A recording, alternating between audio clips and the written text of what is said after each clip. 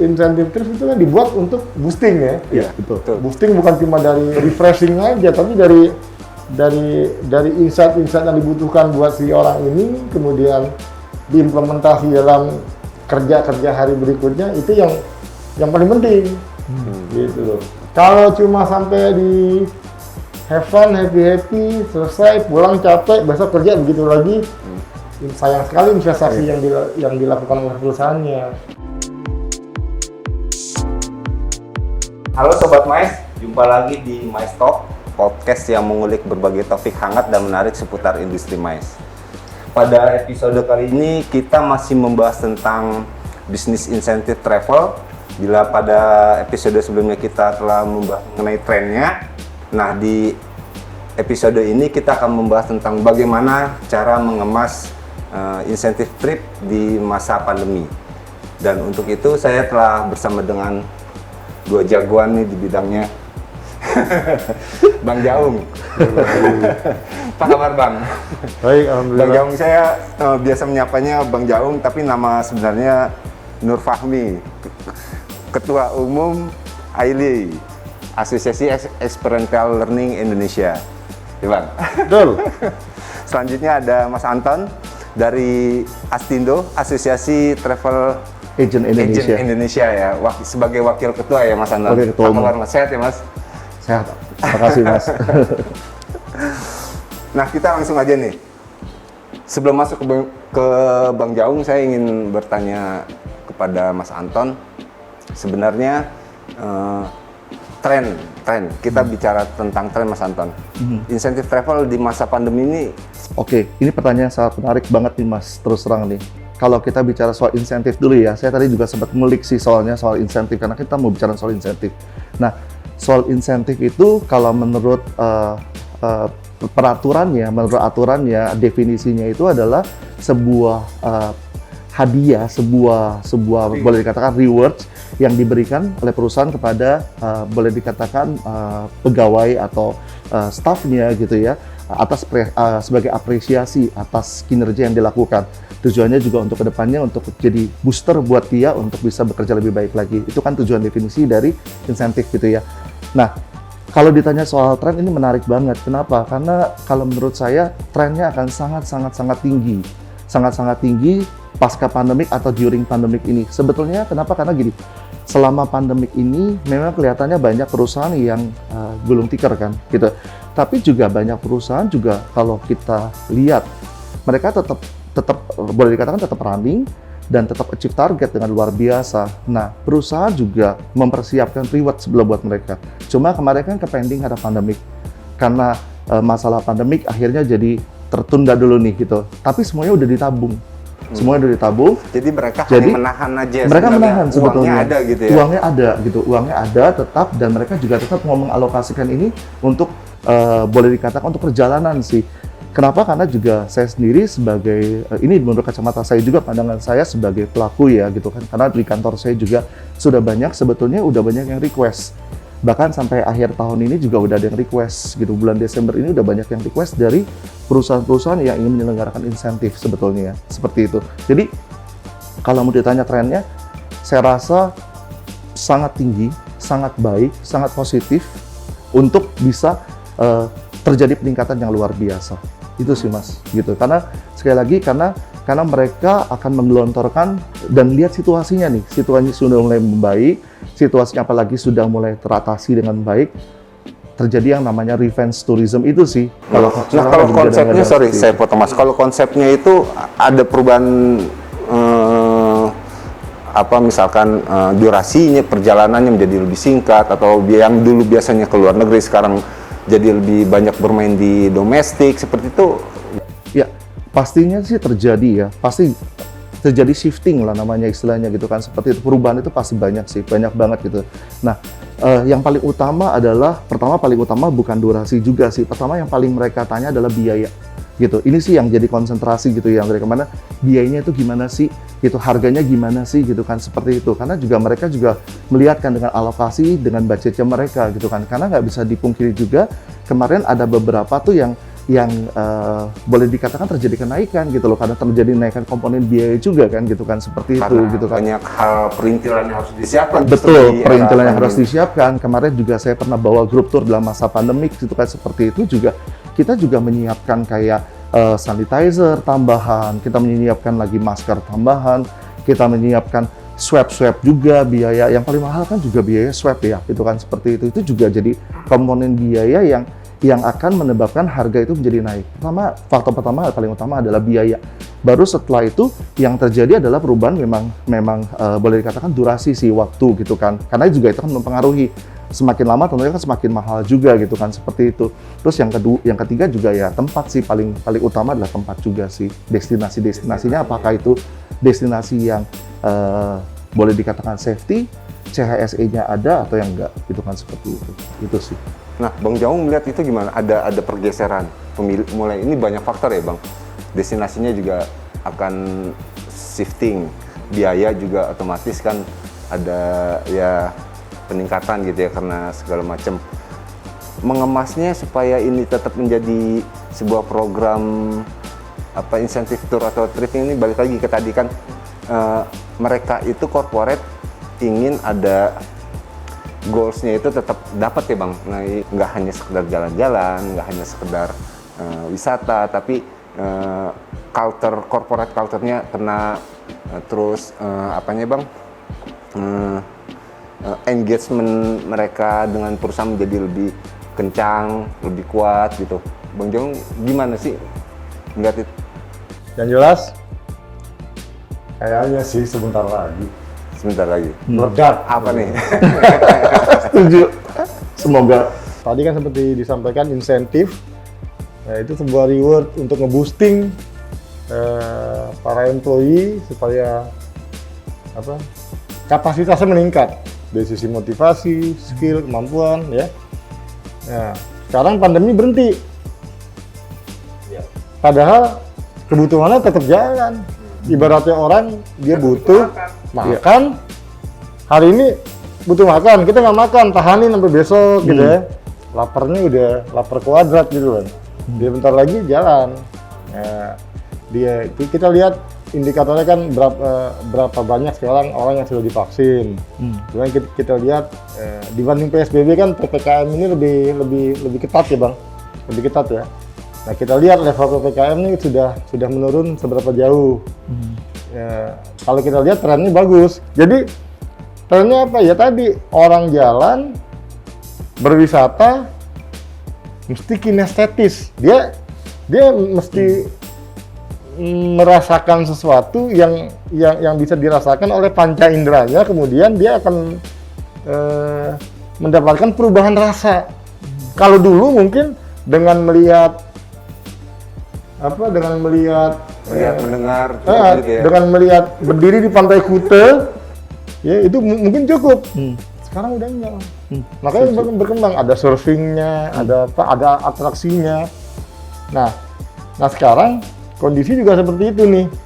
Ini buktinya nih Pak. Saking kangennya teman-teman terhadap insentif trip, akhirnya sekarang ya investasinya tuh yang tadi disampaikan dikumpulin gitu ya, itu dikeluarin dikit-dikit tuh. Buat apa? Ya, buat virtual tour, virtual team building. Betul. Tuh. Ya, dikeluarin dikit-dikit. Saking kangennya. Sekarang tinggal kita tunggu aja. Semakin banyak orang divaksin, kemudian semakin turun tingkat angka COVID, kemudian dia PPKM makin baik kondisinya, bentar lagi jalan ya. Jalan gitu. Sabar ya. Sabar. Tapi tadi menarik loh, beneran loh Mas Bayu yang tadi Abang bilang gitu ya. Dalam arti bahwa sekarang ini kan orang tuh udah jenuh banget yang namanya, sebenarnya gini, sudah jenuh banget dengan namanya kita dalam tanda kutip kita nggak bisa kemana-mana kan. Dan sampai saking jenuhnya, saking ininya SIT-nya mereka butuh hiburan, mereka tuh banyak banget sekarang virtual tour gitu kan. Virtual tour di mana-mana. Itu banyak yang menjual virtual tour dan itu banyak loh yang ikut dan sebagainya. Walaupun buat saya tuh sebenarnya itu sama aja kayak nonton di YouTube kan gitu kan, seperti itu kita nggak dapat experiencing secara langsung gitu kan.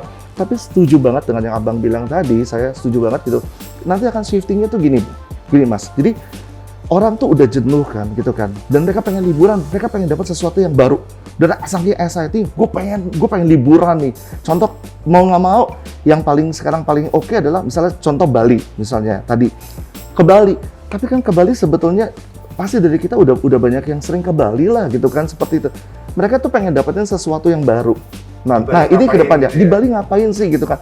Nah itu akan dipadukan nanti dengan sesuatu yang yang saat ini, yang sedang lagi trendy saat ini.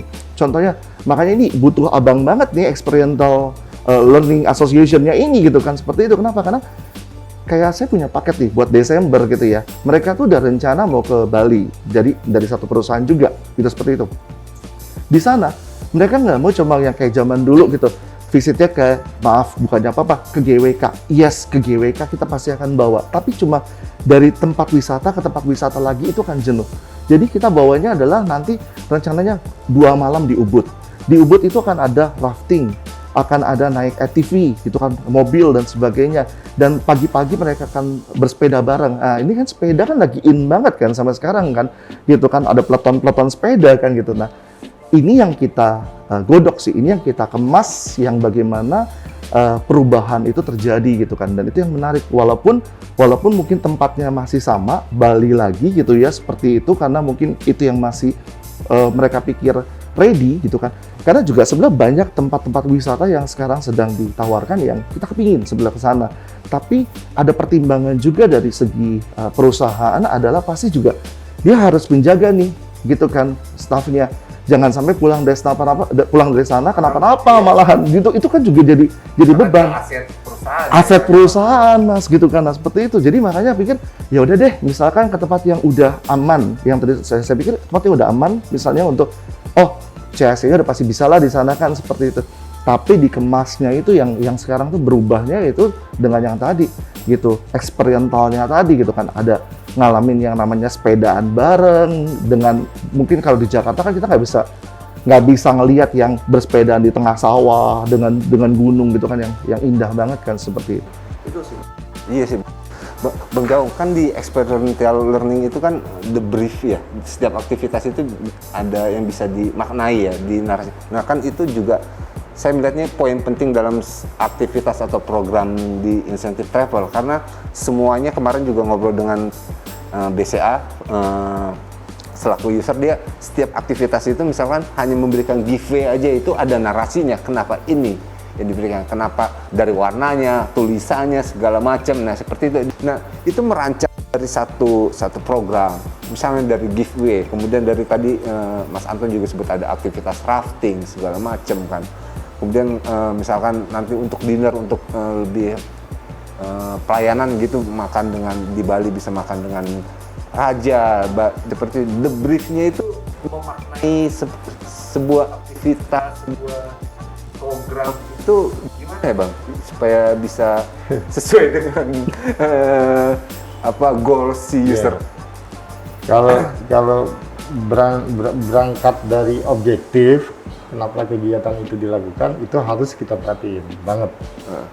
Ya biasanya kan kita terima request, saya mau kegiatan kita nanti bisa menghasilkan ini nih, ya nanti kegiatannya mau sekian hari nih, destinasinya di sini nih. Nah oke, berarti kita menggali dong destinasi yang dia mau itu apa, dan ada apa aja di sana. Oke.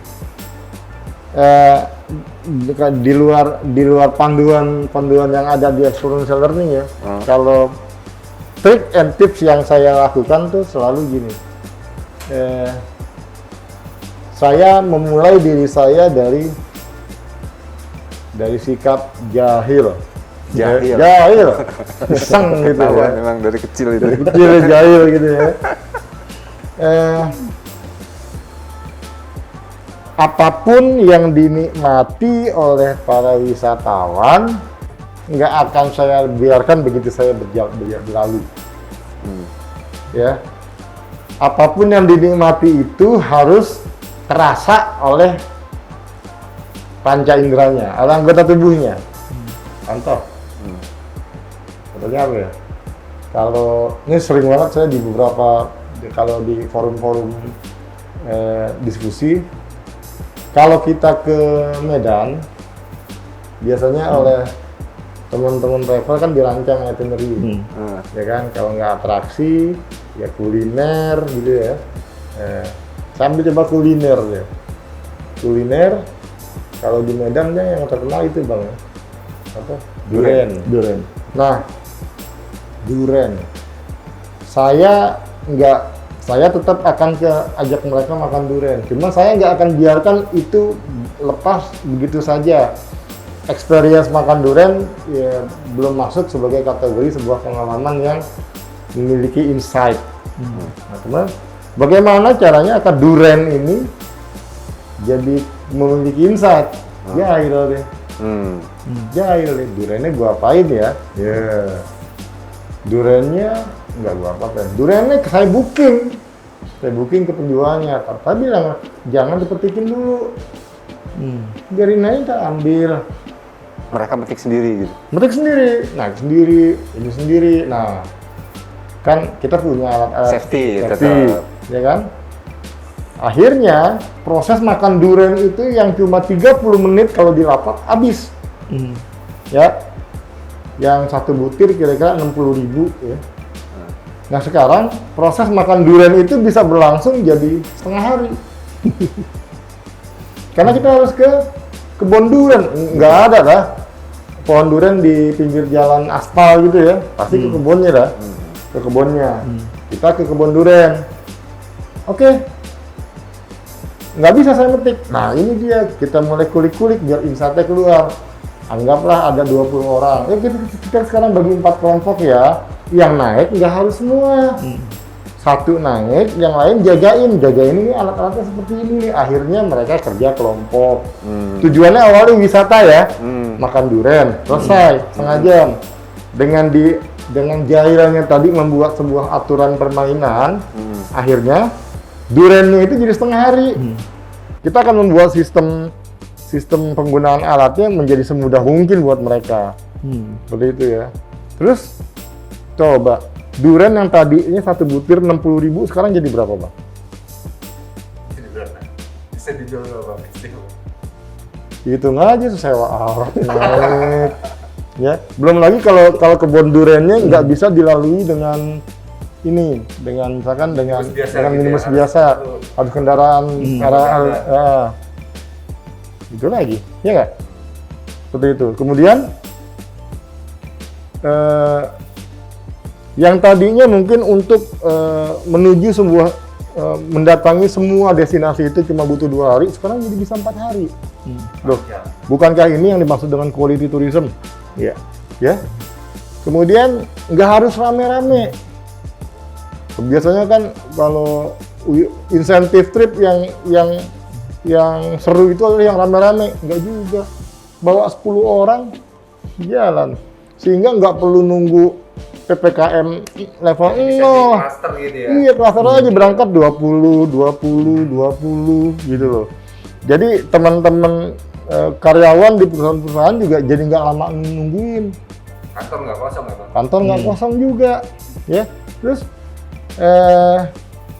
nggak ada kerumunan. Jadi sesuai dengan 5M tadi kan. Apalagi kalau destinasinya selaras nih dengan yang digadang-gadang oleh Kemenparekraf, yang dimana mereka sedang membooster desa wisata. Ya. Di desa, perekonomian desa akan terdorong, ya kan? Sebelum pandemi kan mereka insentif itu sebagian besar mungkin ya keluar ya. Overseas kan destinasinya dengan kondisi seperti ini kan otomatis pasar itu split ya bang, harusnya itu bisa dimanfaatkan ya ke domestik desa-desa wisata yang seperti tadi Bang Jaung bilang kan. Setuju. Minatnya ada nggak untuk mereka ke domestik? Apa ini tergantung lagi suggest dari provider ya? Ya, cuma terus terang saya sangat yakin bahwa gini, untuk perusahaan untuk kirim ke luar negeri rasanya peluangnya sangat kecil. Sangat-sangat kecil. Kenapa? Karena mereka pasti akan lebih memilih pasar domestik dibanding pasar luar negeri. Kenapa? Pertama adalah gini, Pertama dari segi biaya. Biaya untuk ke luar negeri pasti sekarang akan ekstra jauh lebih mahal daripada domestik. Walaupun tiket banyak murah ya sekarang. Tiket dihajar mungkin seperti itu, paket dihajar dan sebagainya, tapi nggak bisa dipungkiri ada add-on komponen cost yang itu yang membebankan biaya itu jauh tinggi. Pertama adalah biaya kita bicara gini, pertama PCR, kita harus PCR untuk berangkat ke luar negeri misalkan kita juga aturan dari airlines untuk PCR. Nah, itu udah biaya. Nanti pulang ke Indonesia, kita harus PCR lagi 3 kali loh PCR sekarang. Sebelum terbang sampai Jakarta dan nanti setelah mau keluar juga akan di PCR. Plus yang tadi dibilang juga Mas Bayu adalah karantina. Karantina itu kalau mengacu kepada SE Satgas yang baru nih gitu kan seperti itu. Ini dibagi lagi nih. Kemarin kan kita cuma tahunnya kan 8 hari kan Mas Bayu gitu kan. Ini ada tambahan add-on lagi nih sebetulnya ada satu poin B yang kemarin juga kita baru temuin di SE Satgas yang baru, yaitu 8 hari karantina untuk yang balik dari luar negeri untuk yang datang dari negara-negara yang low risk. B-nya adalah 14 hari untuk karantina untuk pendatang dari luar negeri, WNI yang keluar negeri yang balik ke Indonesia untuk dari negara-negara yang high risk. Nah, ini kan juga akan jadi beban banget. Ini memang momentumnya, memang dari kita juga dari Astindo terus terang kemarin juga kita sudah banyak juga diskusi juga dengan anggota kita. Makanya kita juga sebetulnya sangat-sangat fokus juga dengan selain mendukung juga dari program Kemenparekraf tentunya gitu loh. Kita juga sedang mendukung banget untuk ya program di Indonesia aja. Yang kita lagi benar-benar jual adalah bagaimana nih berwisata di Indonesia aja dan dengan satu konsep-konsep yang baru gitu kan, dengan satu pemikiran yang baru, dengan satu style yang baru yang tentunya nggak boring seperti yang mereka pikir, gue udah sering kan kayak di Indonesia gitu kan, seperti itu sih. Tapi biasanya kan selain program goals tadi kemarin sih di desa juga sempat ngomong yang penting goalsnya itu achieve target, sesuai target. Tapi destinasi tetap jadi pertimbangan mereka. Mereka mau destinasi yang eksotis, fasilitas untuk juga oke, nyaman protokol kesehatan segala macam gitu ya. Karena kan ya mereka ini yang diberangkatkan oleh mereka kan orang-orang terpilih, para juara kan, the best services kan pasti yang akan itu. Nah, kesiapan tadi Bang Jaun cerita, desa wisata siap nggak untuk itu? Sudah siap. Kalau bicara destinasinya, mereka siap. Jumlahnya kan bertebaran di hampir semua provinsi ya. Kemudian dari Kemenparekraf juga mengenai panduan-panduan dan sertifikasi protokolnya juga sudah dilakukan. Kenapa saya bilang desa wisata? Karena memang ini kan pemerintah sedang fokus ya untuk mengembangkan desa wisata. Karena strategi pemulihan ekonomi nasional itu sebenarnya oke banget kalau dimulai dari desa ya. Dari desa, apalagi pariwisata menjadi tulang punggung dalam pemulihan ekonomi nasional. Ya kita mulai dari desa. Ya, dimulai dari desa, di mana di sana banyak pelaku pariwisata juga yang tersebar di sana. Nah, oke, kalau kita ke desa kita ngapain? Mungkin tidak semewah ini ya. Fasilitasnya tidak semewah seperti kalau kita ke hotel bintang 5. Tapi kan di sana juga ada hotel-hotelnya. Desanya kita jadikan untuk tempat bermain, experience. Untuk bereksperience. Nginapnya boleh di hotel mewah, tetap bisa ya. Boleh di hotel mewah. Boleh. Toh sudah banyak juga sih hotel-hotel berbintang yang bekerja sama dengan para pengelola desa wisata. Karena begitu kita bereksperience atraksi wisatanya ada di desa wisata di Indonesia ini, desa wisata itu udah kayak surganya atraksi wisata. Nggak perlu direkayasa, nggak perlu diartifisial, ya kan? Betul. Dibuat aja involve peserta itu ke kehidupan sehari-harinya orang desa, ya kan? Ngapain? Pak taninya mau panen singkong. Jangan, mungkin kita anggap sederhana ya, nyabut singkong gitu ya. Cuma begitu dijalani, begitu hebohnya mereka. Nah, orang-orang yang jahil seperti saya tinggal otak-atik arusnya nih, ya kan? Plusnya nih, dalam siapa yang bisa menyelesaikan ini dalam 20 menit ya. Adu gede singkong yang ini udah jadinya seru. Ya kan? Setelah dicabut diapain singkongnya? Bikin gitu kelindri bang, misalkan gitu ya. Anak milenial zaman sekarang pernah itu seberapa banyak marut singkong. Itu akan jadi something yang menarik buat mereka dan memunculkan pengalaman baru. Ya di mana ntar ujung-ujungnya iya ya. Ternyata membuat ini perlu kesabaran dan ketabahan sampai yang ulet ya. Gitu loh. Sudah terjadi perubahan rasa di situ. Akhirnya masuk ke perubahan cara dia berpikir yang mungkin tadinya di rumahnya serba instan, mau ini ada, mau itu ada, gampang tinggal mbak gitu kan.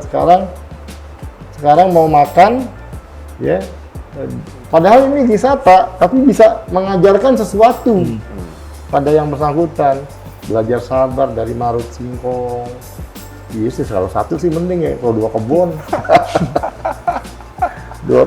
ya. Bisa jadi mata pencaharian ya. Iya, gitu. Artinya kalau kita ke desa itu sudah terbentang di hadapan kita apa aja ada. Apa aja ada, Pak. Gitu.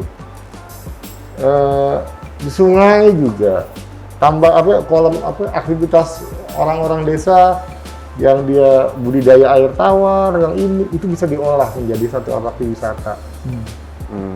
Saya yakin kalau itu menjadi hasanah baru untuk insentif trip, ya, jadi bisa mulai jalan sekarang juga. Setuju.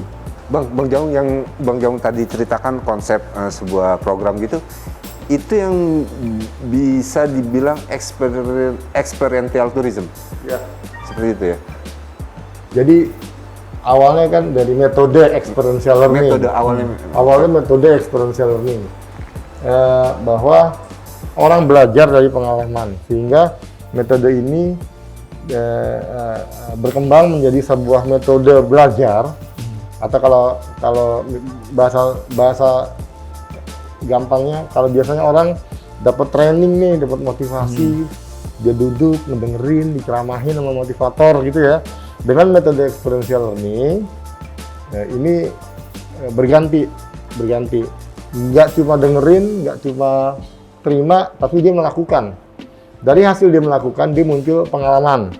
Pengalaman itu punya nilai-nilai yang jadi pembelajaran, kemudian dia bisa berubah. Jadi lebih baik berdasarkan pengalaman-pengalaman itu. Nah, dalam satu referensi di metode experiential learning, ternyata salah satu karakteristik metode experiential learning itu adalah rekreasional. Ya, rekreasional. Tahapan berikutnya adalah development, edukasi, and redirectional. Nah, kita ambil ketika ada diperbolehkan, gitu ya, artinya diperbolehkan experiential learning bernuansa berkarakter rekreasional, akhirnya implementasi banyak ada di pariwisata. Makanya Sindo perlu bekerja sama ya kita ya. Iya gitu. Adanya di pariwisata. Karena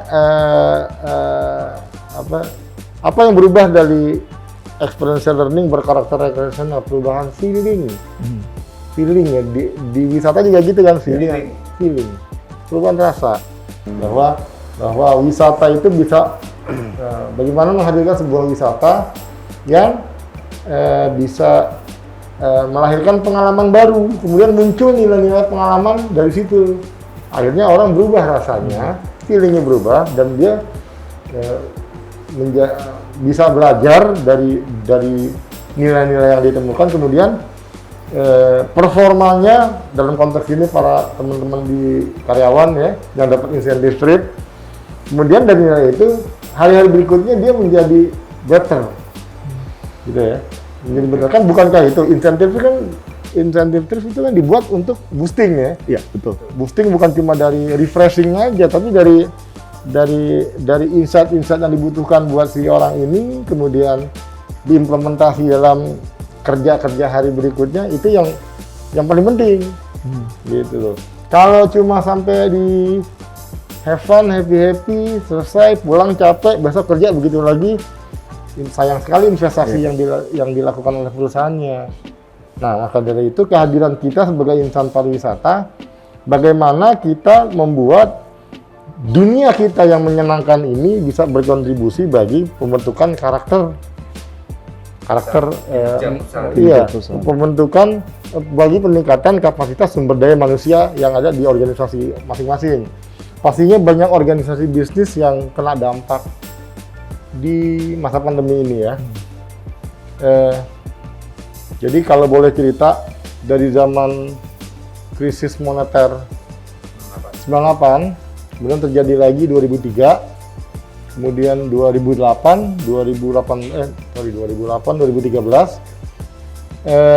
itu terjadi krisis ekonomi.